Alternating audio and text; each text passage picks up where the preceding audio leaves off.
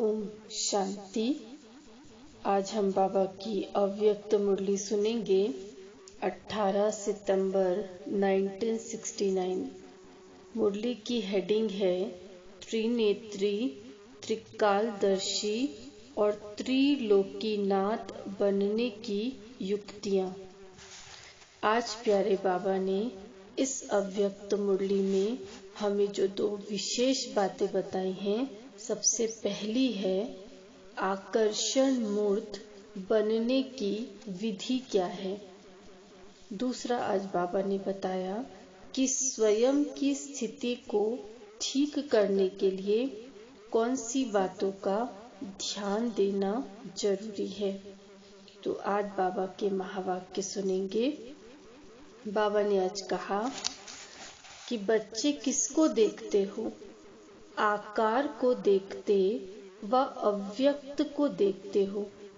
अगर अपनी व औरों की आकृति को न देख अव्यक्त को देखेंगे तो आकर्षण मूर्त बनेंगे।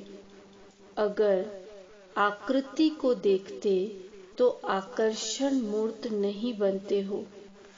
आकर्षण मूर्त बनना है तो आकृति को मत देखो। आकृति के अंदर जो आकर्षण रूप है उसको देखने से ही अपने से औरों को आकर्षण होगा। तो अब यही अव्यक्त सर्विस रही हुई है। व्यक्त में क्यों आ जाते हो? इसका कारण क्या है?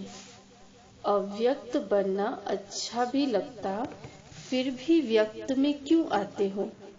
व्यक्त में आने से ही व्यर्थ संकल्प आते हैं और व्यर्थ कर्म होते हैं। तो व्यक्त से अव्यक्त बनने में मुश्किल क्यों लगती है? व्यक्त में जल्दी आ जाते हैं, अव्यक्त में मुश्किल से टिकते हैं। इसका कारण क्या है? तो जवाब दिया कि भूल जाते हैं। बाप दादा पूछते हैं कि भूलते भी क्यों हैं? देह अभिमान क्यों आ जाता है?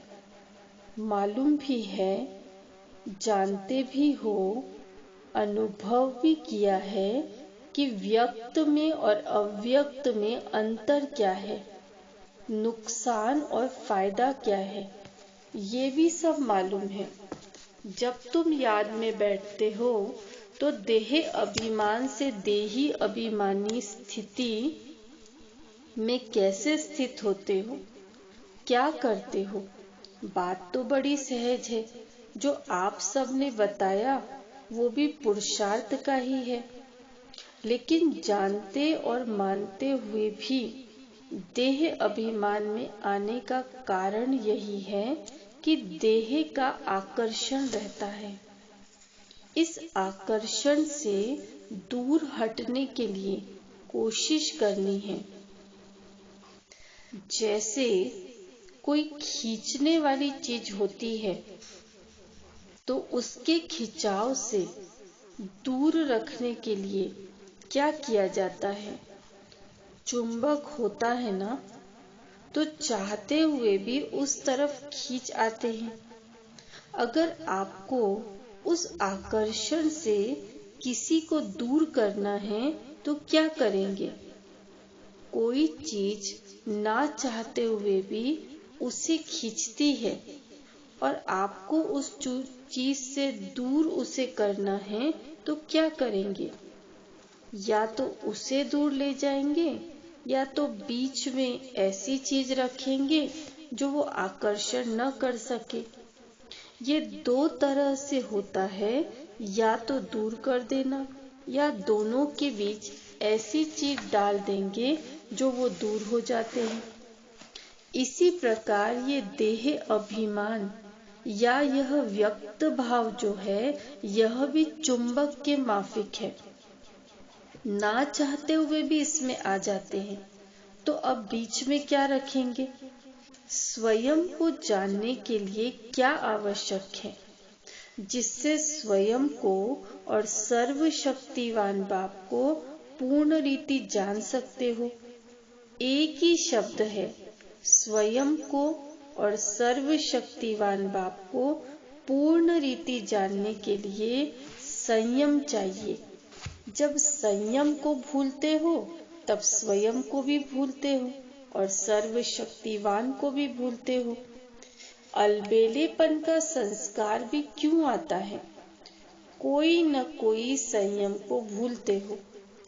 तो संयम जो है वो स्वयं को और सर्वशक्तिमान बाप को समीप लाता है। अगर संयम में कमी है तो स्वयं और सर्वशक्तिवान से मिलन में कमी है। तो बीच की जो बात है वह संयम है। कोई ना कोई संयम जब छोड़ते हो तब ये याद भी छूटती है।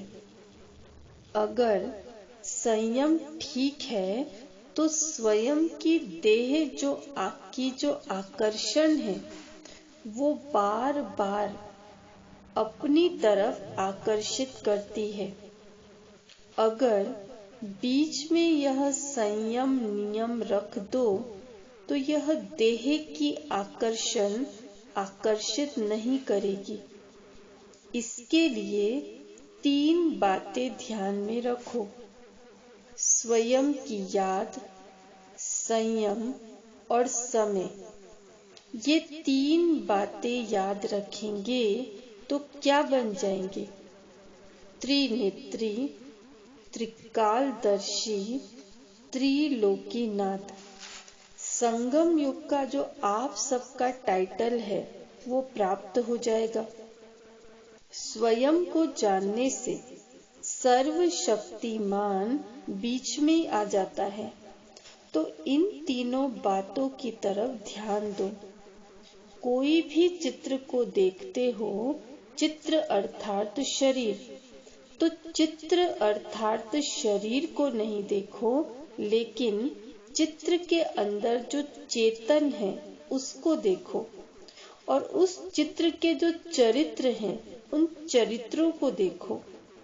चेतन और चरित्र को देखेंगे तो चरित्र की तरफ ध्यान जाने से चित्र अर्थात देह के भान से दूर हो जाएंगे।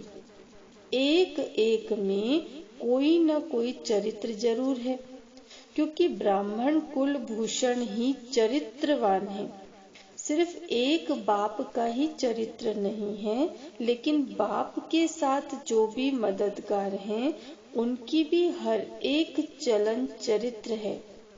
तो चरित्र को देखो और चेतन व विचित्र को देखो। तो ये कहें विचित्र और चरित्र। अगर ये 2 बातें देखो तो देह की आकर्षण जो ना चाहते हुए भी खींच लेती है वो दूर हो जाएगी। वर्तमान समय यही मुख्य पुरुषार्थ होना चाहिए। जबकि आप लोग कहते ही हो कि हम बदल चुके हैं, तो फिर ये सब बातें ही बदल जानी चाहिए। फिर पुराने संस्कार और ये पुरानी बातें क्यों?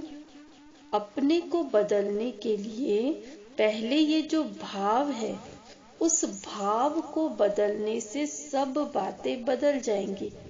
आसक्ति में आ जाते हैं ना, तो आसक्ति के बजाय अगर अपने को शक्ति समझो तो आसक्ति समाप्त हो जाएगी।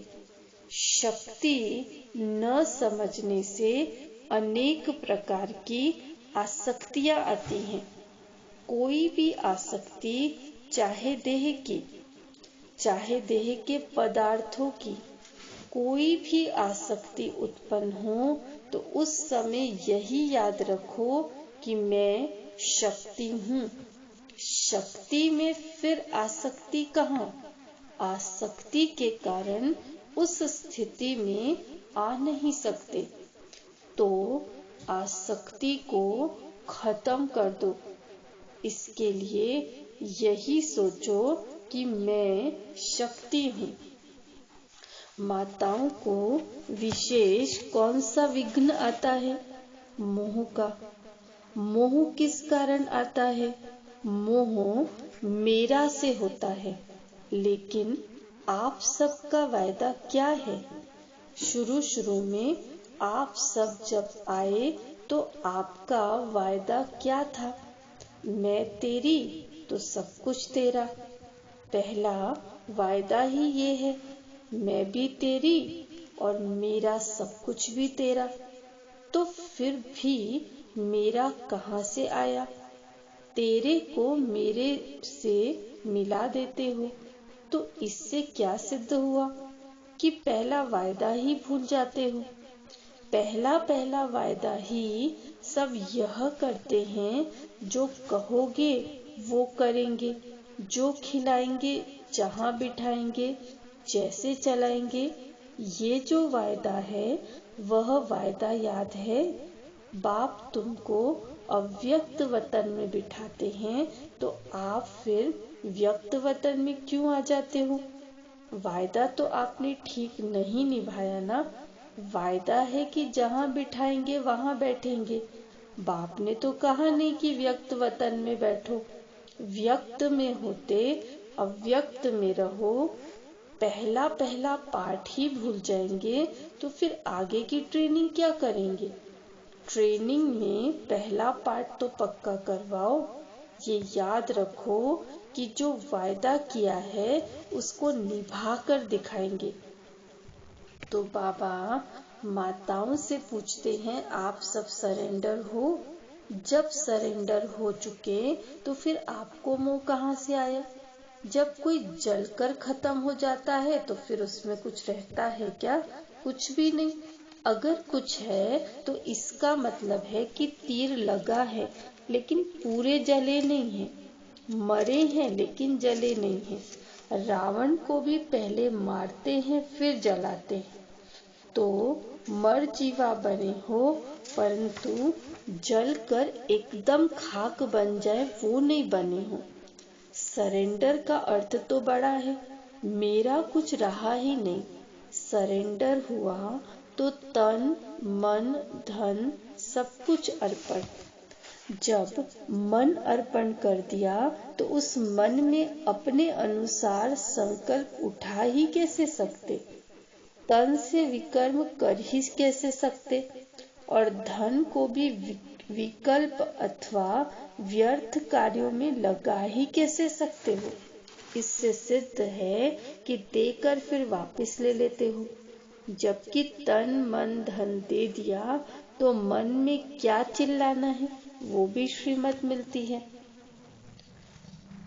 जबकि तन मन धन दे दिया तो मन में क्या चलाना है, वो भी श्रीमत मिलती है। तन से क्या करना है वो भी मत मिलती है। धन से क्या करना है वो भी मालूम है। जिनको दिया उनके मत पर ही तो चलना होगा। जिसने मन दे दिया उसकी अवस्था क्या होगी? मन मना भव। उसका मन वहां ही लगा रहेगा। इस मंत्र को कभी भूलेंगे नहीं। जो मन मना भव होगा उसमें मोह हो सकता है क्या? तो मोह जीत बनने के लिए अपने वायदे को याद करो। यहाँ ट्रेनिंग से जब निकलेंगे तो आप कौन सा ठप्पा लगवा कर निकलेंगे? मोह जीत का। अगर मोह जीत का ठप्पा लग जाएगा तो पोस्ट सीधे ठिकाने पे पहुंचेगी, और ठप्पा नहीं होगा तो पोस्ट ठीक ठिकाने पर नहीं पहुंचेगी। इसलिए ठप्पा जरूर लगाना है। इन माताओं का ही फिर समर्पित समारोह करेंगे। उसमें बुलाएंगे भी उनको जिन्होंने ठप्पा लगाया होगा। मोह जीत वालों का ही सम्मेलन करेंगे। इसलिए जल्दी जल्दी तैयार हो जाओ। अच्छा, ओम शांति, ओम शांति, ओम शांति।